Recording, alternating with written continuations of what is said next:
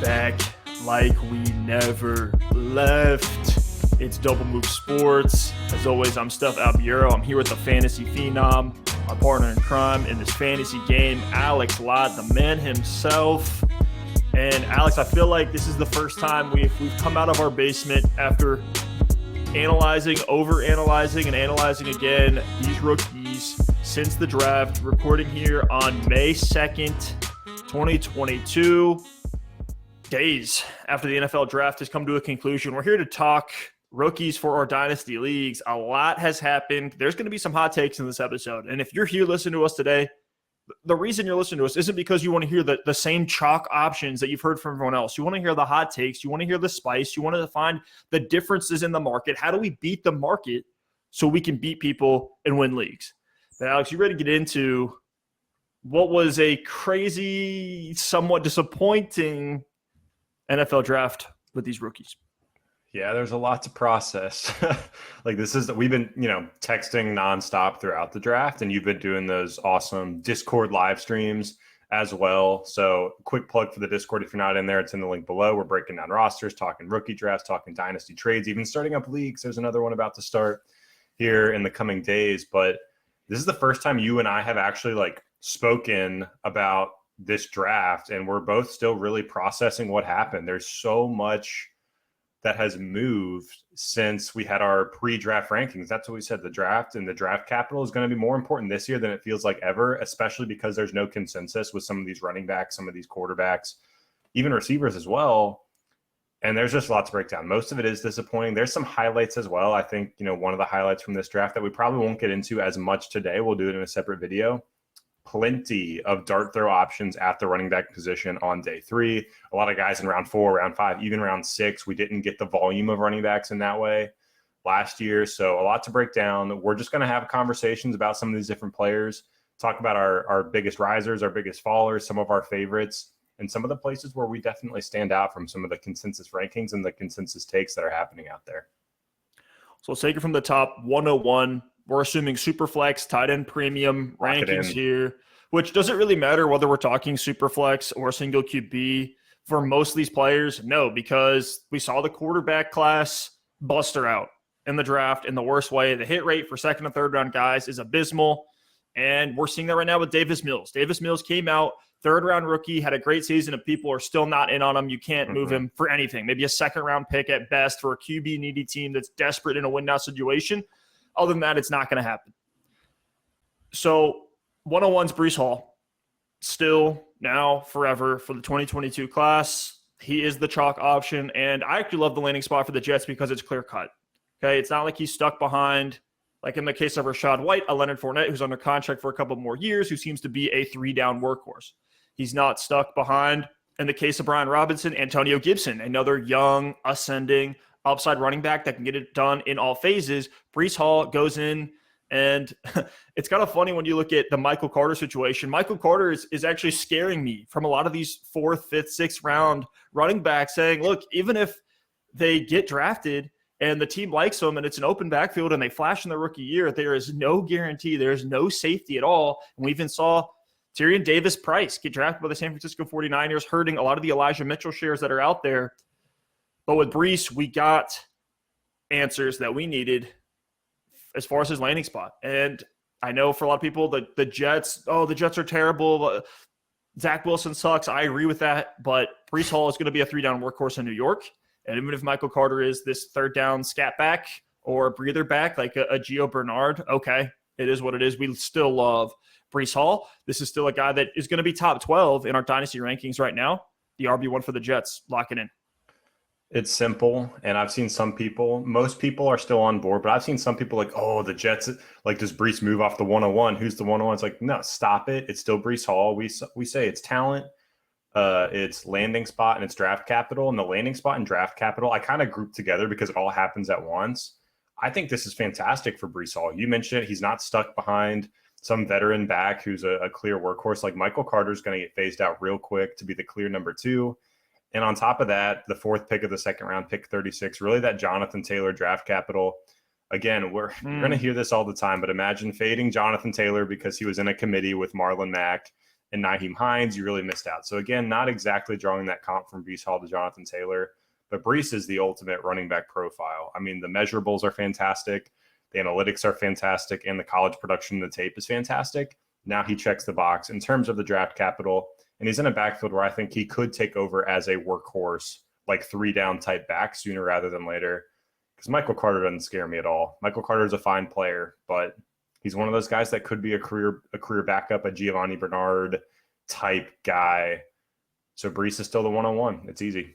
And we've talked about how a lot of the top 12 dynasty running backs that we have, you can check out the rankings on our channel. We did that exercise over the last couple of weeks, but multiple running backs in our top 12 are on perceived poor offenses, whether it's DeAndre Swift, Christian McCaffrey.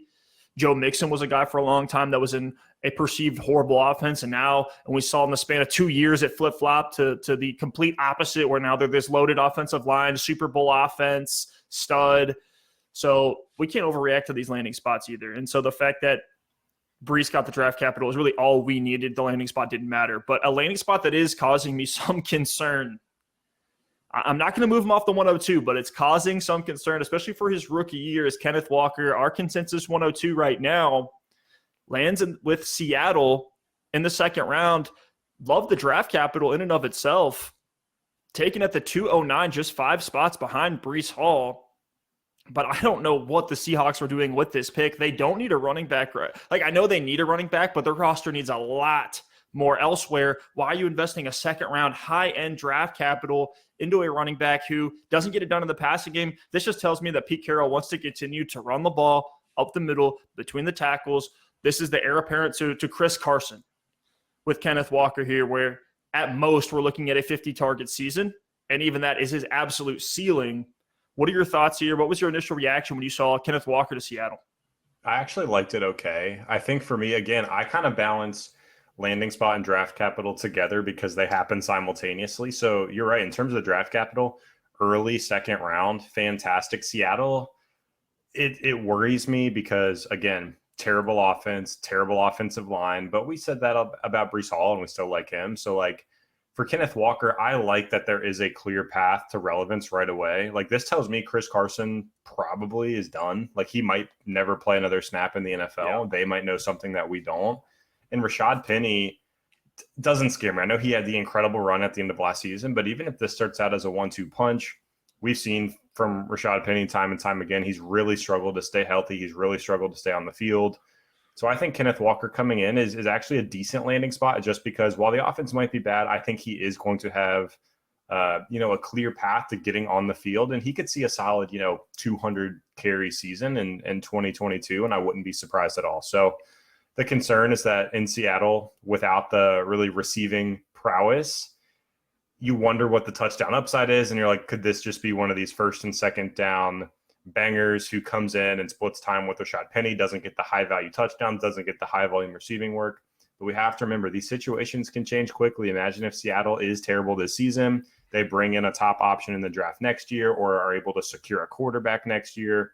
You never know how fast these situations can just flip. Look at Denver as a prime example. So Kenneth Walker is still my 102. I still like the talent, love the draft capital, and honestly, I do value running backs in the second round just because the hit rates are higher and there's that positional scarcity in your dynasty leagues.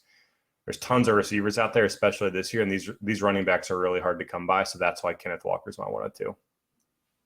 Yeah, and you look at down the stretch for Rashad Penny, he was getting from week 13 to 18, 10, 16, 11, 17, 25, 23 carries in those games down the stretch. Had multiple games, 1, 2, 3, 4 games, over 130 yards on the ground, multiple touchdowns in a couple of those weeks. So just from that ground game alone, I think Kenneth Walker can be really solid. I think what we're not going to see from him is this ceiling because the pass-catching chops are unproven. And unfortunately, because of this landing spot, I don't think we're necessarily going to see his pass-catching game get unlocked, especially in year one, where you might still see an ugly combination of DJ Dallas, Rashad Penny will still be in there, maybe a couple other names that they pull off the street to just be the scat backs that they rarely use in Seattle. But nonetheless, I think Kenneth Walker is a firm mid-range RB2 in Dynasty right now because of the age, the upside. And look, this situation could turn over really quick. I mean, we could be looking at no Pete Carroll a year from now with a complete turnover of the front office, a completely different philosophy. What's to say they don't even bring in a Jimmy G or a Baker Mayfield who might be willing to check it down a little bit this season, though. I can't believe this. It looks like they're going to roll out Drew Lock. It's absolutely crazy to me. But let's talk about this tier of these 3 wide receivers. So far, we have been pretty chalk. I have Drake London 1, Treylon Burks 2, Garrett Wilson 3. It's kind of just pick your poison. What type of player do you like? I know for a lot of people, they have Burks 3rd in this tier, as you do, Alex. Talk to me about London. Talk to me about Wilson and why you have them over Burks, because I have a lot of takes on Burks that are, I think, contrary to the consensus. Yeah, these guys, honestly, in this situation, like if I'm sitting at the 103 and these are the 3 guys on the board, I'm trying to move back to 104 or 105 and see if I can pick up something because they're actually that close for me in this tier. So for Drake London, that's who I have at my 103. He's my number 1 receiver in this class. You know, the situation in Atlanta, no, the quarterback play isn't necessarily great with Marcus Mariota, but you just have to love the fact that he could see 130 plus targets as a rookie, which is incredible. And this is a guy who saw a ton of volume at USC, so he can certainly handle it. He produced on that roster with Michael Pittman, with Amon-Ra St. Brown. And this past season, he was averaging, over 10 receptions and 100 yards per game at USC with questionable quarterback play in their own right. So for Drake London, he's just this classic big body. Mike Evans is the kind of lazy comp, but the true comp for Drake London. He's just a guy who can get the touchdowns. He's a guy who can get open downfield. No, he doesn't create a ton of separation, but he's able to create separation at the catch point with his body, which I think is super important with some of these contested catches and things like that. So for Drake London, I think the talent is there. The college production is there. He is a fantastic player. He was the number 1 receiver taken in the NFL draft in the top 10 picks, which is certainly a checked box for him as well.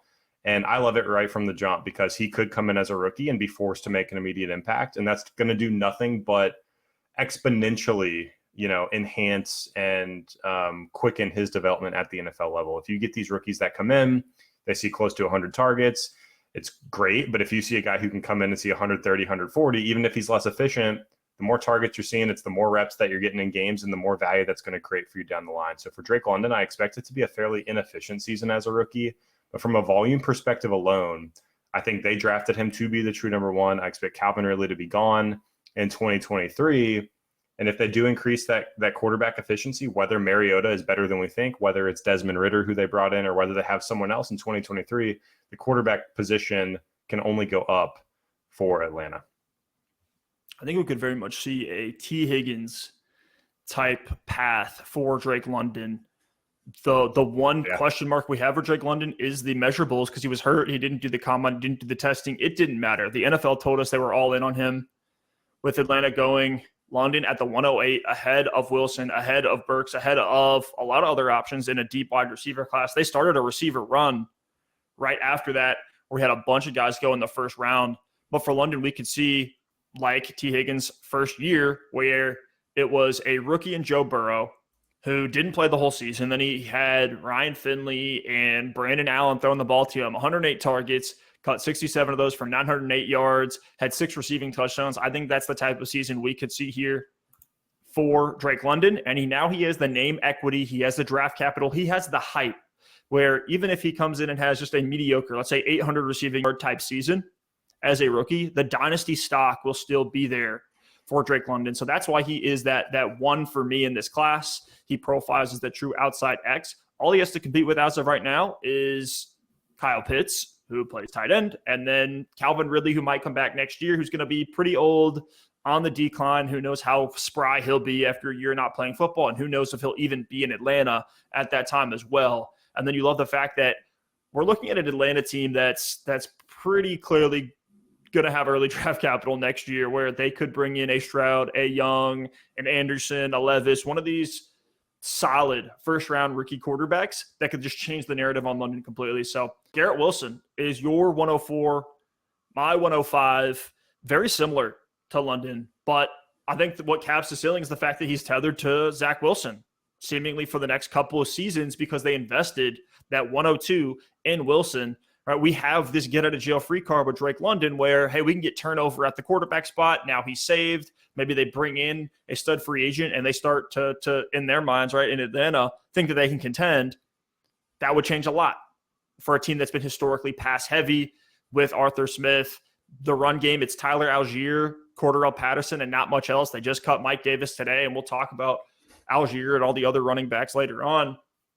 But with Wilson, it feels like we know what the Jets are going to be for the time being, which means there's less likelihood that this narrative is going to flip, and now he's going to be tethered to a great quarterback in a pass-heavy offense that's scoring a lot of points.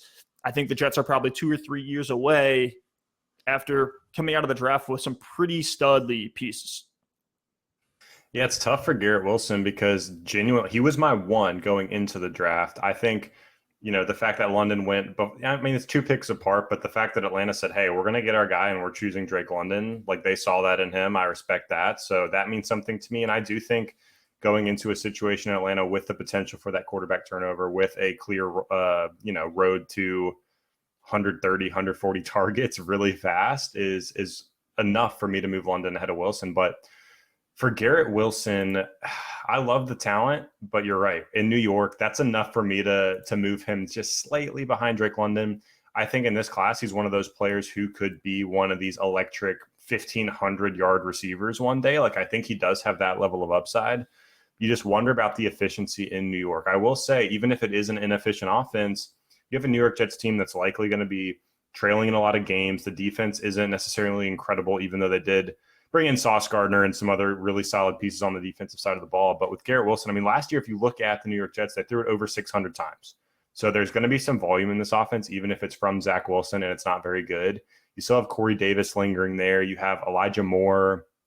So it's not like Garrett Wilson as a rookie day one is going to get these intense bracketed coverages. So I think he can make an impact. And what we saw from him at the college level and his ability to not only separate, but get it done after the catch is going to help Zach Wilson out a ton. I think between Elijah Moore and Garrett Wilson and their yards after the catch ability, that's going to be Zach Wilson's best friend in this Jets offense. You add Breece Hall in a decent running game as well, and you're starting to see a lot of really good young pieces here. So even if Zach Wilson isn't the guy for them, I think Garrett Wilson can come in, be a 1,000-yard receiver right from the jump, know the touchdowns might not be there, know the efficiency might not be there, but I just believe in him as a talent to do it after the catch, even if he's getting some catches closer to the line of scrimmage, to be able to get it done. And on top of that, we've seen Zach Wilson throw a really nice deep ball time and time again. Like, no, his decision-making might not be the best, but his deep accuracy, his playmaking ability has shown in flashes. So for that reason, I really like Garrett Wilson as my second receiver in this class.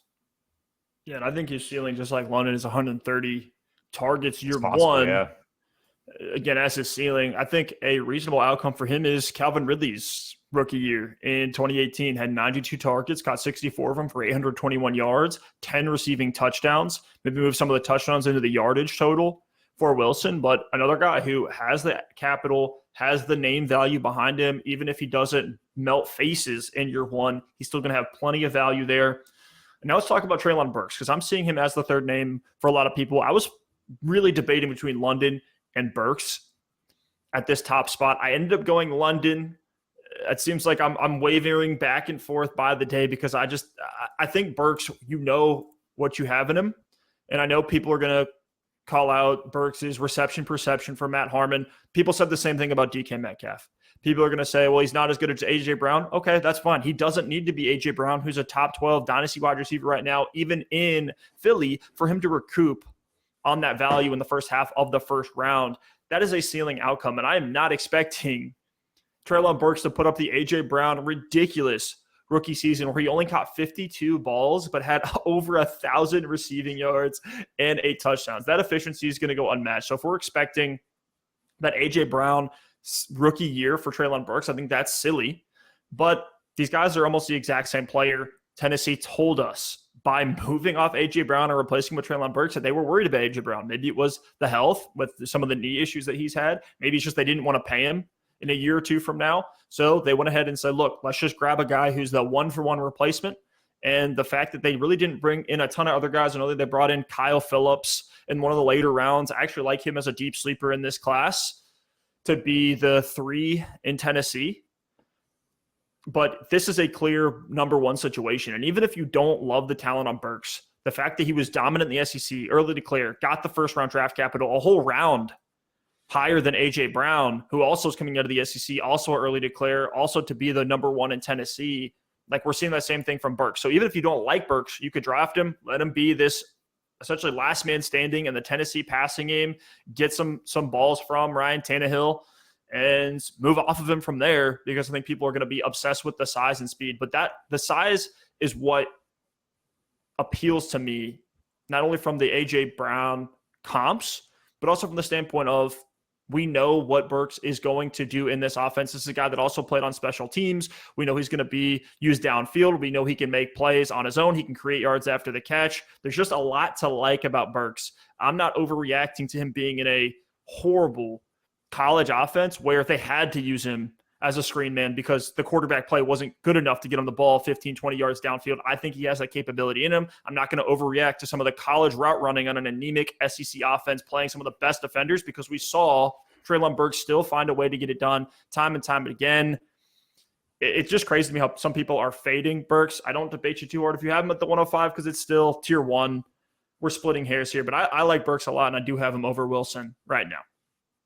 Yeah, with Burks, people are just going to find a way to hate, right? They're going to try to tear down these prospects any way they can, and it's going to be the same thing that it was with A.J. Brown in Tennessee. It's just going to be efficiency over volume. I mean, the most targets A.J. Brown's had in a season is 106, right? So, like, A.J. Brown's never been this target magnet, and he's given us massive fantasy performances, and it's all about, hey, how can you draw the defense up with Derrick Henry, let Ryan Tannehill use some play action and find Burks on these passes down the field, on these streaking, crossing patterns and things like that. So I think with Burks, he's going to walk in with the potential to be the number one target on this team as a rookie. I know it's a lower volume offense. They do have Robert Woods, but he could be the number one target for Tennessee from day one. Love him as a player. And with Burks, nothing really to break down today in this regard, but like, you got to wonder what the future looks like for Tennessee. It could this offense could drastically change in 2023 or 2024 because Ryan Tannehill, it seems like Tennessee's willing to move off him.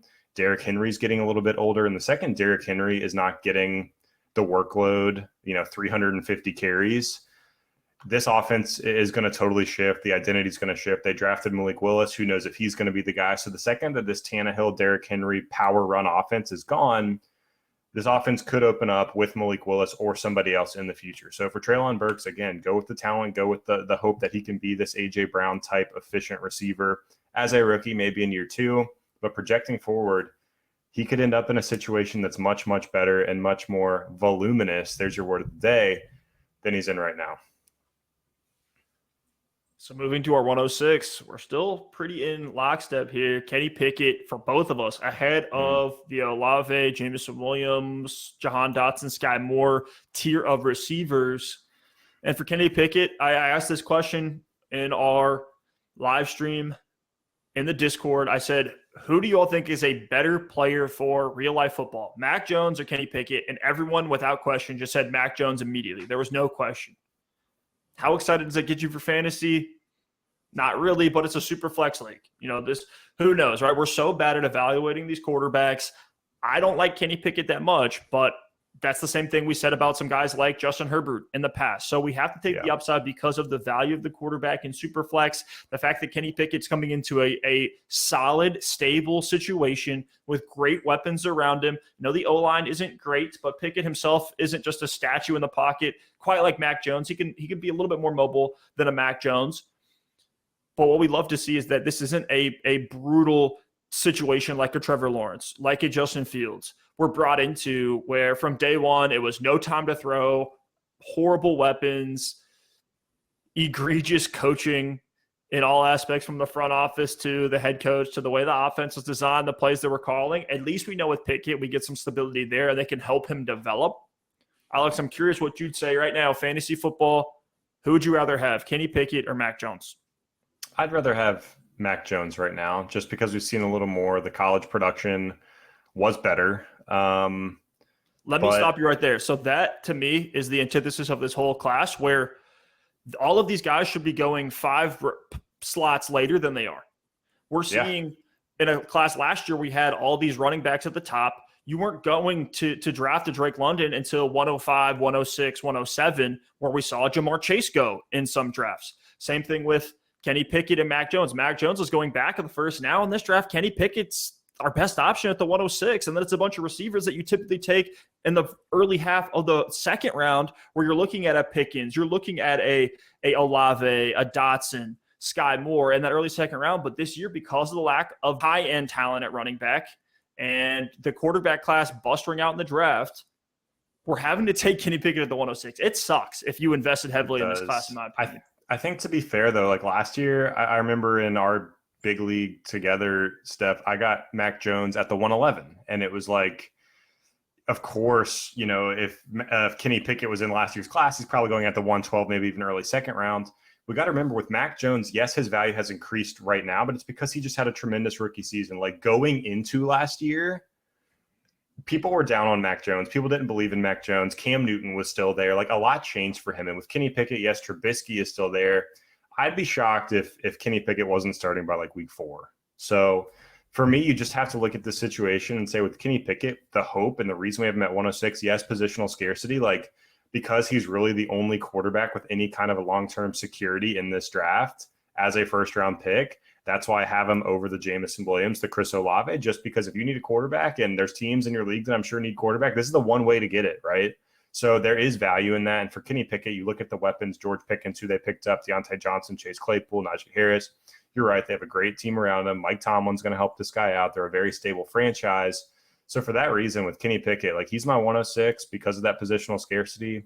And I think there's a chance his value goes up as we move through his rookie season. I'm hopeful they protect him in ways that aren't, you know, we're not seeing him thrown to the wolves like we've seen from some of these other quarterbacks in years past. And, you know, the value's safe with receivers. If you have a Jalen Reagor type receiver who falls off and doesn't do it in his rookie season, people are out. The value's gone. A Denzel Mims, even who was a second-round pick, like the value's gone if he doesn't do it in year 1. Even with like a Henry Ruggs, he had a decent rookie season, but because he, as a first-round pick, didn't like blow the doors off, his value depreciated tremendously.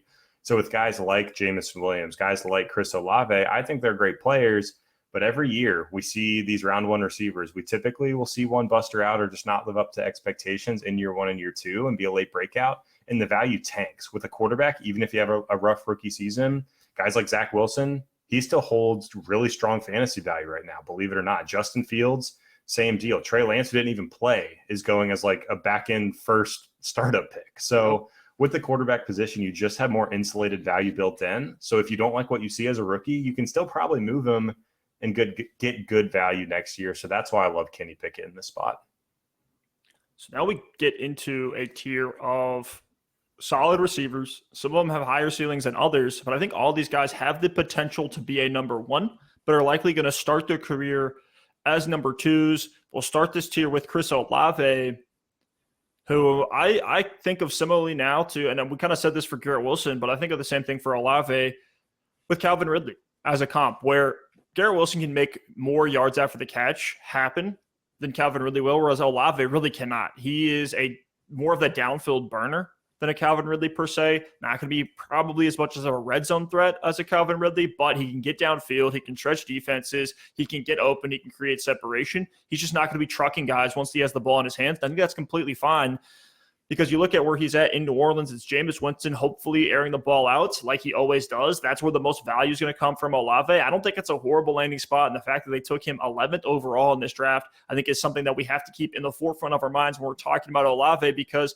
a lot of people were fading Olave because of the 4 years in school. We saw the same thing happen with Devonta Smith. But if these guys get the high-end draft capital, the NFL tells us they don't care, and they're going to get the ball in these guys' hands. First-round wide receivers get a ton of opportunities to produce, whether it's Corey Davis, Mike Williams, Corey Coleman. Like, there's been some horrible names in the first round that have been able to extend their career 4, 5, 6 years, even get second deals just because of that first-round draft capital and the perceived value from the NFL. So I actually like Olave's landing spot a lot. Initially, I was kind of upset because I wanted him to go to a spot with a better offense, a better quarterback. New Orleans seems to be in like a poorly thought about rebuild right now, where even their draft picks, some of them are very questionable. I don't know why they took receiver at the 11th overall spot when they have a ton of other needs on that roster. It seems like they're going to try to contend and probably lose to the Buccaneers in that division. And then you look at Michael Thomas at 29 years old. That's another thing similar to the Calvin Ridley situation. He came in with an older Julio Jones that was aging out,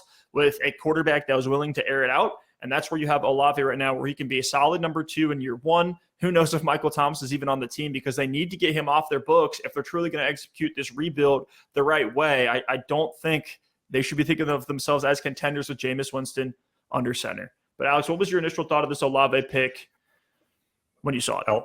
A lot of the same thoughts as you. Like, he's going to come into a low volume offense that has a really strong a team that has a really strong defense, and be the 2 to Michael Thomas right away. And I think the consensus with Olave has been he's going to come into the league and be a really strong number 2 receiver. We'll see if he has the potential to be the 1. But to your point, the more I've thought about this landing spot, I'm like, Jameis Winston isn't total toast. I know he's coming off the ACL, but Jameis Winston has flashed not only in Tampa with his high volume days, but even what we saw from him in New Orleans, a bit inconsistent just from a volume perspective, but he was solid. So I think Jameis is going to be fine at the quarterback spot. And you do have to think about moving forward. I just don't know if Michael Thomas is going to be a part of this team. So if that's the case, yes, they probably bring in more help at the receiver spot, but there's no reason that Chris Olave can't be at least a 1A, 1B situation in New Orleans. And I think the reason Olave went early first round in the NFL draft is because he feels like the most sure thing prospect at the receiver position. We have our Jahan Dotsons, we have our Jameson Williams, who's coming off a torn ACL. Even Treylon Burks, for a lot of reasons, has some question marks. Garrett Wilson, you could try to make the argument that he's a little bit undersized. Drake London's coming off an injury as well. With Chris Olave, it's like we've had multiple years of really strong production, and he's just a tried and true great receiver. So for that reason, I think he's going to be just fine in New Orleans. I do wonder about the upside. That's why we have some of these other guys higher. There's a good chance I move him in front of Jameson Williams here in the next couple of weeks. But this New Orleans team is interesting. I think they're actually better than people give them credit for. A really strong defense. They're going to get Michael Thomas back. They're going to get Olave. Think about it. 2 big-time receivers that they didn't have in years past. Jameis Winston was leading that team a lot better than Taysom Hill and Trevor Siemian were last season. So we'll see. But I think the Saints can be fairly competitive, maybe compete for a wild card spot in 2022. Even if they should rebuild, I don't think they're going to. No, it doesn't seem like it. And we both had Olave within the first 2 picks after Kenny Pickett. I had him 107. You have him 108 right now. You can see the full rankings in our Discord. Link to that down below. Free to join, doing live streams in there, doing Dynasty Startups. If you want to compete with us, go toe-to-toe. Put your money where your mouth is with your Dynasty takes. But this is going to be a hot take to many. I'm not backing down. I'm not going to fall in line with the consensus. I've done that in years past. I'm not doing it this year. George Pickens, for me, is my 108 right after Chris Olave, because I think the Steelers are sending clear signals with this pick.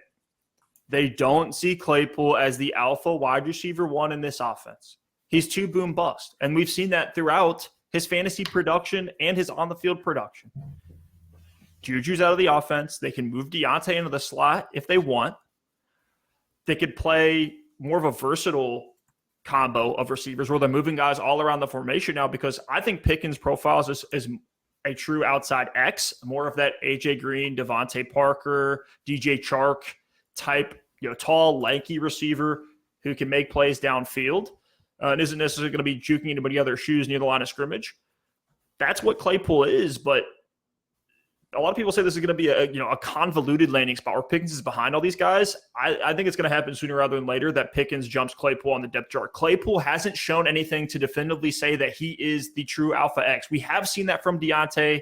We saw it, what we thought for 1 year from Juju next to AB. They moved on from him. The fact that they just brought in Pickens to me is a massive red flag for Claypool, who's been on the edge, a guy that we really liked in Dynasty. I had an offer on the table right before the draft started that involved Claypool. And the second that Pickens pick came in, I rejected it because I'm worried.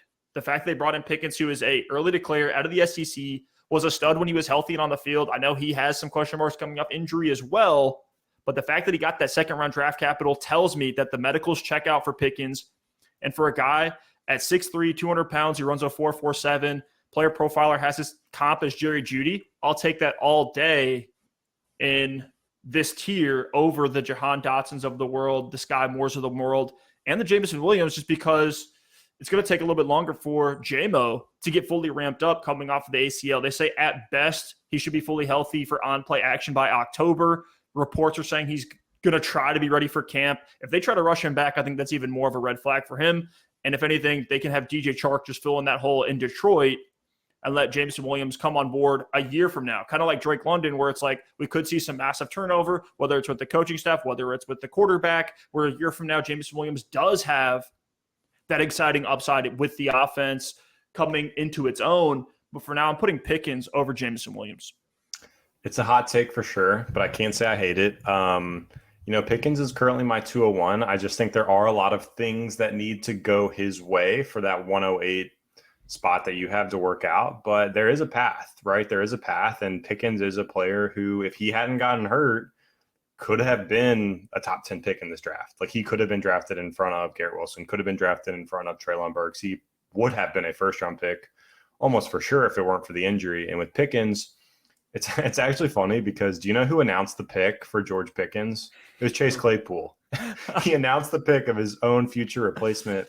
And I'm kind of getting down like narrative street here, but Claypool's going into his third season. He wasn't a first-round pick, so he got a 4-year contract. He'll play through 2022. And what have we seen from some of these players that are going into a contract year? They want the money. They want the bag. They're going to request a trade if they don't get it. And Chase Claypool is a very confident guy in what I've seen from him in the media. He's had 2 solid seasons, not great, but 800-plus yards in each season. And my guess is if Claypool has another even decent season this year, 800 to 1,000 yards, he's going to view himself as a receiver that deserves 20 to 25 million a year, and he's not going to get it from Pittsburgh. He's just not. So after this year, if he goes into next year wanting a big contract extension, it doesn't happen. Maybe he's a squeaky wheel who requests a trade, and his time in Pittsburgh might be cut short. So there's a road for Pickens. I think the talent is there, but right now I just can't take him over some of the other guys, Jahan Dotson and Skyy Moore specifically. I love that they brought in Pickens when they brought in the rookie quarterback as well.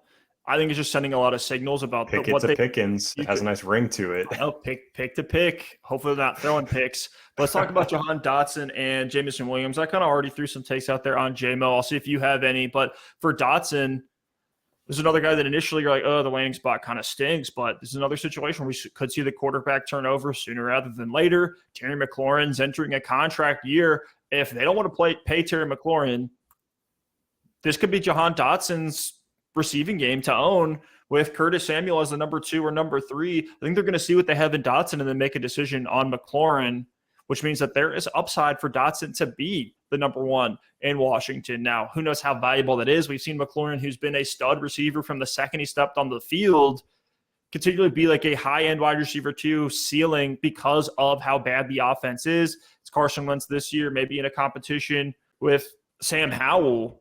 That just gives me more confidence that if the production's not there, they're going to turn over the quarterback spot again, which means that, again, a year or 2 from now, we could be looking at Dotson completely differently as the landing spot would necessarily dictate. The fact that he got that 16th overall draft capital, again, gets you excited, but the way the NFL views this guy, very similar profile and measurables. And honestly, I think his play style is similar to Devonta Smith. So imagine Devonta Smith in this offense behind Terry McLaurin. Like, he's probably going to have a fine rookie season, not anything to write home about, but there's upside in the long term in the first round draft capital and the turnover that could happen in Washington.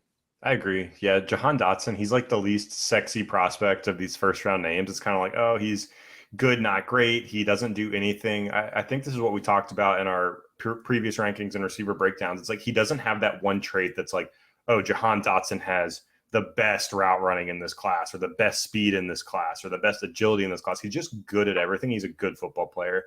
So Deontay Johnson was a comp that we threw out there, both from a size perspective, and that's kind of Deontay Johnson as well. Like, he's evolved into a really good route runner. He's not the fastest guy on the field. He's not necessarily the quickest guy on the field either, but he just has a really good player awareness on the field, has the ability to get separation, has the ability to get open. I view Jahan Dotson similarly, when we're talking about his skill set. And yeah, Washington isn't the best landing spot, but you do have to follow the draft capital at least a little bit. But one thing I want to throw out there about draft capital, shout out to Josh Larkey, Ray GQ. I was listening to their podcast on the FTN network, and Josh Larkey, from an analytics perspective, was talking about how over the past 10 seasons, if you were a first round wide receiver, your hit rate, which is defined as I think a wide receiver 2 season or better, just at least one, your hit rate as a first round wide receiver was like 46%. Which is honestly kind of really low. Like, less than half of these guys, he's saying, are analytically, statistically, from historical data, are going to be a wide receiver 2 or better on any given season. If you look at round 2, it goes from 46% only down to 40%. So a lot of these round 2 guys we're going to see hit, and the gap between, running back between quarterbacks is a lot wider. Receiver, round 1 and round 2, a lot of similarities in terms of the analytics with the hit rate. So that's why, to your point, a guy like George Pickens could be a lot more appealing. A guy like Skyy Moore, who we'll talk about next, could be a lot more appealing, because a lot of the time these NFL scouts are doing as much guessing as we are in terms of which prospects they should draft. And a lot of luck is involved. I really think a lot of luck is involved with the timing of what the franchise is doing. Some of these players just get thrown to the wolves. They never get an opportunity. If they don't break out early, sometimes they're given up on. So Jahan Dotson should be a fine player. But with that stuff, let's move over to Skyy Moore.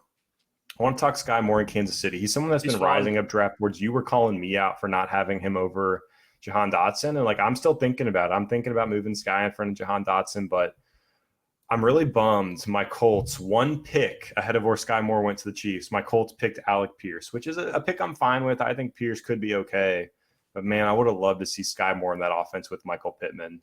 But, Steph, tell me about Skyy Moore. What do you think his outlook is in Kansas City? And as a rookie year 1, I guess my only thing with him, with Juju there, Marquez Valdez-Scantling, Hardman is still a part of that offense, Travis Kelce, what kind of role do we think he's going to have year 1? Is it enough to carve out longevity in Kansas City? Because my only fear is if he doesn't break out as a rookie, maybe they can retool before the 2023 season, and Skyy Moore never has that upside that we want to see. Yeah, I think Skyy Moore, the moment he steps on the field, is already talent-wise ahead of Marquez Valdez-Scantling, competing with Juju for the number 2 option behind Travis Kelce. I think all the excitement we had for Juju, all those reasons when that initial move happened in free agency, we can apply all those to Skyy Moore and then some. Because I think Skyy Moore could be used in a lot of different ways in this offense. He could be more of your outside speedster. I mean, he runs a 4.41, on the smaller end of the spectrum, but it could be more of that Tyreek Hill mold. Not saying, not comping those guys in any way, because they're vastly different players. But at least from that target share perspective in this offense, where he's making his hay for fantasy, could be very similar to Tyreek, or it could be more of that Juju situation, or that Sammy Watkins role that we've seen in the past, where he's just a clear option for Mahomes that he can look at on any given play because he's open. And the only question mark for me on Skyy Moore now, after seeing him get this second-round draft capital, which 40% hit rate, that feels great. And Kansas City's a fun landing spot. I think he'll probably get overvalued a little bit if we've learned anything about Chiefs landing spots over the last couple of seasons. But the only question that I see here is just the small school production, because outside of that, he's absolutely dominant. Broke out at age 20, which is 62nd percentile. Breakout age, almost a 37% target share as a true junior at Western Michigan. Checks all the boxes athletically, and then the NFL tells us they love this guy because they're taking him right behind George Pickens, who I love. So I would not debate anybody at all for having Skyy Moore higher in this tier. I think from this group, it's just pick your poison. What's the type of receiver you like? For me, it's Pickens. For others, it's Jameson Williams. I think you and I and everybody else can agree that Olave should be at the front of this tier. And then after that, it's a debate between Dotson, Moore, J-Mo, Pickens, and even Christian Watson, who I want to get some of your takes on. We both have him as an early second-round name, and we're going at it with people in the Discord because they love the fact that he lands in Green Bay with all these vacated targets, but there's just so many question marks with Christian Watson. Why did it take him so long to break out at a small school? I understand that North Dakota State doesn't pass the ball a ton. They're not an air-and-out offense. But this, to me, feels like chasing the athleticism, which is what we see all the time in the draft. It could be a year from now, and Green Bay wants to re-roll this Christian Watson pick into a different player. What's to say that Watson is better day one than guys that they already have on that roster? Who's to say he's better than Allen Lazard? I don't think he is. And on top of that, you can come up with the, Aaron Rodgers has to have trust in you type narrative before he gives you the ball. Could create a more of an uphill battle for Christian Watson to have to climb. I didn't love the player. I had him as a late second-round name coming into the draft. I know the second-round draft capital is exciting. And I do think there's still some upside with Christian Watson, but I like him a lot more in my best ball leagues, my redraft leagues, than I do in Dynasty because he doesn't check that many boxes as far as what he was able to do in his career. He checks the boxes from an athleticism and draft capital standpoint, but we see guys like that bust her out all the time. Yeah, Christian Watson's a tough one. I want to like him as a player. I hope he is what we want him to be, because if he is, he's going to smash in Green Bay and he's going to do great. But I think the risk is just too much to be taking him over, the receivers we just mentioned for one, and two, over even guys like Isaiah Spiller, some of these running backs, Dameon Pierce, guys who should have a clear ascension of value and opportunity at some point this season. I just can't get myself to take Christian Watson over these guys, because just because there are targets available in Green Bay does not mean Christian Watson's going to get him. We don't know that Christian Watson, Christian Watson's not better than Allen Lazard right now at football. We don't know that he's better than Randall Cobb at this stage in his career. We don't know that he's even better than Amari Rodgers. Like, Christian Watson did not produce at a high level at a small school, which is my only concern. I get it. Maybe the opportunity wasn't there. His yards per reception was fantastic, like over 20 career yards per reception. He was returning kicks. He was making big plays. That's awesome. But that's what you'd expect him to do at a small school. And he didn't do it with a ton of volume. He just he wasn't one of these monster producers that I would have loved to see go to a Green Bay. Like, for example, if Skyy Moore goes to Green Bay, I'm saying he's probably slotting in as the 1B to Allen Lazard right off the bat, because he got it done at the college level in a big way. With Watson, it's just so hard because we don't have anything. Like, we don't have anything to reference to say, is this guy actually good at football? And that's the tough thing for me. We see the John Rosses, the Marquise Goodwins that you threw out there, like these speedsters that, they're really athletic, they're really exciting, really fast, but like, are they actually a good football player that can get it done at the NFL level?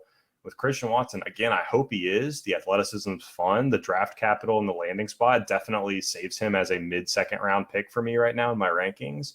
But if he was not in Green Bay, if you flip him with Wan'Dale Robinson, who went to the New York Giants, like, Christian Watson's maybe a late second for me in this draft, and Wan'Dale Robinson's probably early to mid-second. So for Christian Watson, capital and the landing spot is what's propelling his value so high, and why people have him in the first round of these drafts, and I just can't get on board. I'll take a shot on him early second, but it's a stretch to me.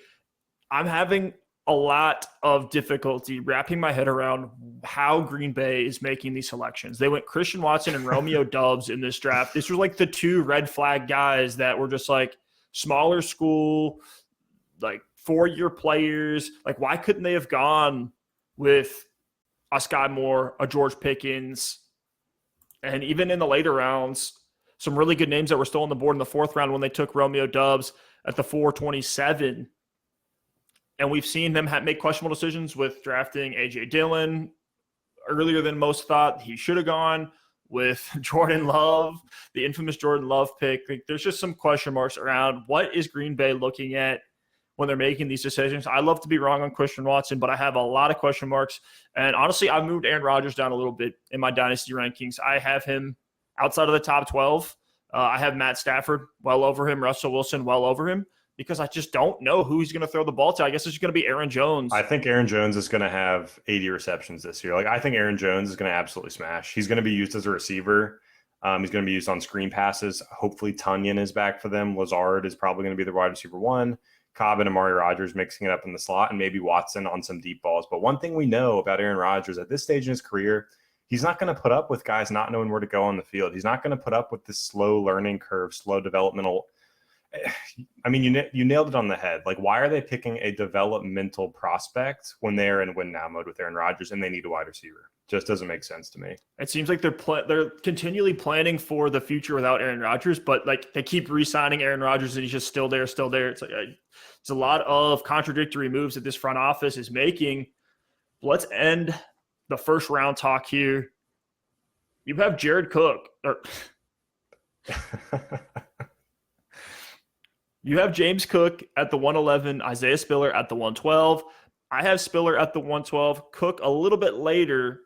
Tell me why James Cook has jumped into the first round for you. I'm following the draft capital, man. I mean, he was a 2nd round pick to Buffalo. So James Cook is a guy we liked okay as a prospect. Profile-wise, we liked Breece. We liked Kenneth Walker. We liked Isaiah Spiller.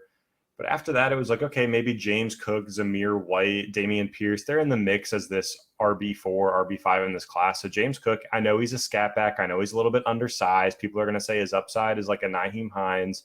But I just think the draft capital and the landing spot is too much to overlook at this point. You look at what Buffalo's doing in this offense. They don't have, like, I know Devin Singletary had a strong run to end last season, but it's not like they have anyone written in Sharpie unerasable marker on that running back depth chart that can't be replaced. So for me, James Cook is going to come in and be what they tried to sign in J.D. McKissick this offseason. They want a pass-catching running back.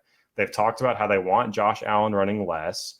I think James Cook could come in as a rookie and see 50, 60 targets. Maybe he sees 8 to 10 carries a game as well. And in an offense like Buffalo, that's going to be incredibly valuable. I said this to you. Imagine if Chase Edmonds was on the Buffalo Bills and was 3 years younger. He'd be going in the back end of the first round in this draft because there was a lot of hype for Chase Edmonds even going into last season on a good Arizona offense, even a couple years older than James Cook is right now. And I think James Cook has more upside than Chase Edmonds ever did as a player. I think the talent is greater. The draft capital is greater as well. So for all those reasons, like James Cook, I get it. Maybe his upside isn't a Najee Harris or a Jonathan Taylor. Maybe his upside is an Austin Eckler. I know Austin Eckler is like the ultimate outlier unicorn, but one of these DeAndre Swift, Alvin Kamara type workloads where he's getting 5, 6 targets a game and 8 to 10 carries a game could make James Cook an incredibly valuable dynasty asset. So for me, in a weak class where a lot of these quarterbacks fell, that's enough for me to have James Cook at the back end of my first round. I don't necessarily see a front office looking at James Cook and say, hey, this is a guy that we can make our workhorse and give him a bunch of carries between the tackles. I just don't. But it's interesting when you look at a guy like DeAndre Swift, who, yes, he has 12 pounds on James Cook, but also went second round. DeAndre Swift's rookie year, he was seeing 8.8 carries and 4.4 targets a game, 57 targets on the year. I think that's very similar volume where we could see for James Cook. And I like the value insulation play on Cook, where once we're getting into the Spiller, the Pickens, even the Damian Pierces of the world, there's question marks about them long term, whereas Buffalo said, hey, we're going to invest and address this scat back, receiving back situation the right way and just go spend second-round draft capital, high-end draft capital on a player that we need, a position of need, who they perceived as one of the better players on the board. One of my concerns with James Cook is just the fact that we never saw that massive target share season. Like, we didn't see him have like a Kenny Gainwell type season in college. So there's some question marks for me there where I can't get myself all the way onto the talent, but I see what you're saying about the draft capital. Obviously, the landing spot is great. We may see James Cook go way too early in some of these drafts. I think late first is the absolute earliest that I would take him.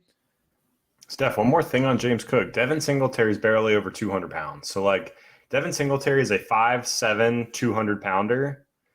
He's not much bigger than James Cook. We can make this arbitrary cutoff at 200 pounds, but, like, he's what, 5-10 pounds heavier than James Cook? So, it's not going to be Zach Moss. So, in Buffalo, you got 2 undersized running backs.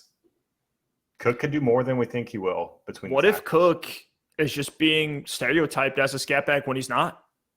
Maybe they don't view him that way in Buffalo, right? We're all assuming what the usage is going to be. We don't know that for sure. And if you look at it from a yards per carry standpoint, James Cook outproduced Zamir White, who is seen as this larger bruiser back who doesn't really catch any balls to the air. Also, why on earth would you draft a scat back in round 2? So their front office is either really dumb for this pick or they see him as something a little bit more. And based on the decisions that they've made in Buffalo over the last couple of years, I mean, they've been on an absolute tear. Making a dumb decision like drafting a scat back in the second round doesn't seem within their character. So on the fly here, you're convincing me on James Cook. Thank God I already have him as an early second, but I'm not going to debate you too hard to have him in at the late first. But last player that we'll talk about today will end on a spicy note. You and I, on behalf of Double Move Sports, are going to plant our flag on Isaiah Spiller. We're willing to do it. Isaiah Spiller was viewed as a solid prospect, if not a great prospect, having multiple 1,000-yard rushing seasons in the SEC, was a pass-catching stud who's super young. And I think that youth is putting an extra premium on Spiller for us. The fact that Austin Eckler could still be the starter for 2 more years, and then we're looking at a 22-year-old Isaiah Spiller. So There's a lot of runway for Spiller. He doesn't need to come out and be the workhorse from day one. He doesn't need to relegate Austin Eckler from day one in LA. I know the 4th round draft capital isn't great. And certainly if Spiller comes out and busters out early, they're not tied to keeping him. But what I'm holding on to, because we saw Spiller really take that huge fall from RB3 to people's like RB10 in these pre-draft rankings because of the combine. But I feel like it's not being talked about enough about the hip abductor injury that he had throughout this entire process. He's talked about it. His camp has talked about it. If you go look at him right now on Sleeper, he's seen as questionable because of a groin injury. That's exactly why Spiller has fallen in Dynasty Gamers rookie rankings and why he fell to the 4th round. If he is going to break out, if he is going to be the future workhorse in LA. And just based on his size alone, we could see Spiller get onto the field and get some high-value touches sooner rather than later. The fact that he is 6 foot, 217 pounds, he could play that Joshua Kelly, Justin Jackson type role. And if Austin Eckler goes down, I think you're going to know what you have in Spiller sooner rather than later. Yes, there's a wide range of outcomes, but I'm willing to say, look, the measurables were because of the injury. He's actually a very good player like he showed us in college. And even if he's not the most fastest breakaway speed type runner who's running a 4.39, like he's not doing that, he can still be a very good running back. What's to say he could be a Kareem Hunt, a David Montgomery in a couple of years from now, peak range of outcomes. So I think it's one of those things where you can draft Spiller today. If there's promise, you hold on to him. If you don't like what you see, move off of him quickly before the value turns to 0 because he is that 4th round pick. But in this class where there's really nothing at the running back position that gets you excited after Breece Hall, then you're getting into some question marks right away. All 4th, 5th round guys that we're talking about after Hall and Walker and Cook, that's pushing Spiller up the draft boards, and that's why I'm willing to take the shot on him to see if he can be a workhorse in the future. Yeah, I want Isaiah Spiller. Like, if I can get him at that 112, 201 area, I'm thrilled. I've seen him falling to the mid-second in a lot of places, and that's an absolute steal. And, you covered everything I think I wanted to say, but before we go, I do want to paint a picture with Isaiah Spiller. I know you mentioned a lot of the guys he could turn into, but a comp I want to bring up, not necessarily from a play style perspective, but just his NFL journey and how people view him in Dynasty, is Tony Pollard. Tony Pollard was a 4th round pick to the Dallas Cowboys. We know Pollard is good, so he checks that box. But Spiller produced in college. We know Spiller is good. He has that game speed. He has that game production in the SEC. So we know Spiller is good on the field as well. Tony Pollard was shoved behind Ezekiel Elliott for years when Zeke signs this 6-year extension, and people still loved Tony Pollard, acquiring him like, oh, he's not only a high-value handcuff, but he can give you those pop weeks, now and then if he scores a touchdown, gets some receptions, things like that. And people still love Tony Pollard. People like him even now. He's 25 years old, and Zeke is not going anywhere. So shift that to Isaiah Spiller in LA. Instead, you have Austin Eckler with 2 more years on his contract. After those 2 years, he will be 29, and Isaiah Spiller will be 22.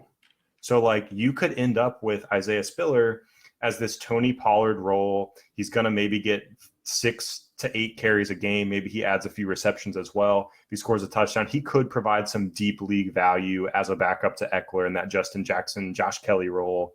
You also get a high-value handcuff if Eckler misses time. Spiller's going to be a smash start every single week in LA. And then looking forward, projecting forward 2 years from now, LA is either going to have to extend Austin Eckler, who is a 29-year-old running back, either extend him on a smaller deal to come in and play that 1-2 punch in a smaller role with Isaiah Spiller, or let him go completely. And I think there's a chance in 2 years we see Isaiah Spiller take over this backfield, not necessarily projecting that, locking it in, but you could have Isaiah Spiller in that Kareem Hunt, in that Tony Pollard role as a producer, as a high-value handcuff, and that might not even be scratching the surface of what he can become. We see guys like Cam Akers who have had 2 years in the league, Akers coming off of an Achilles injury, still only 23 years old. Isaiah Spiller has age on his side, and the fact that he's 20 years old right now, to where he could have a slow ramp up in his rookie year, in his second season, and still be a monster producer for fantasy. So it sucks he didn't get the day 2 draft capital. If he would have gone on day 2 or 3, he would have been up in my mid to late first round, honestly. So the bad thing is the draft capital. But again, I think it does have something to do with that hip injury. and I'm in on Spiller. I'm probably going to try to have him in a lot of places. Let's say the hip injury wasn't there, and let's just say he runs a 4.5, and that doesn't crush his draft capital. We could be looking at a guy that's late second, early third round, and then he's a guy you have to be really excited about. He'd be going in some leagues, I think, right after the big 3 wide receivers, if not RB3, if he had gotten that Javonte Williams 203 type draft capital. And Javonte Williams isn't necessarily a guy. He ran a 4.62. Right now, he has some burst to his game. Spiller just didn't test that well. So it's like, hey, can we put the testing metrics, just like we do with college production, can we put those metrics in context and overlook some of that and wave away some of the red flags? It certainly is a red flag, and that's why he's back at the first. Certainly, the draft capital, I think, kind of double counts that concern with the athleticism.